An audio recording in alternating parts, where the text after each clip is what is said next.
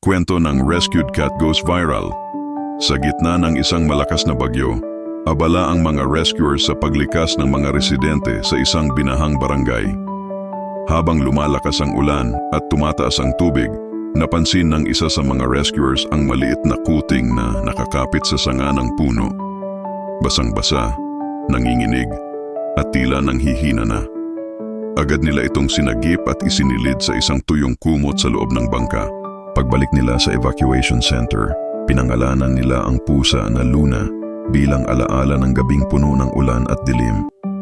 Pinakain nila ito, pinainom ng gatas at agad namang nabawi ni Luna ang sigla. Hindi nagtagal, tuwing may operasyon ang relief team, laging kasama si Luna, nakasakay sa truck, nakasuot ng maliit na vest na may logo ng grupo. Dahil sa mga litrato at video na ibinahagi ng mga netizen, mabilis na nag-viral si Luna sa social media.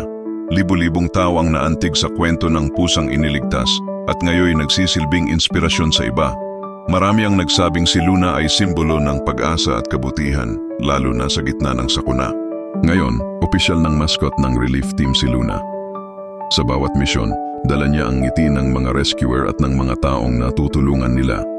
Mula sa pagiging pusang palaboy, naging tanda siya ng malasakit at pagkakaisa, isang paalala na minsan, kahit ang pinakamaliit na buhay ay kayang magbigay ng malaking inspirasyon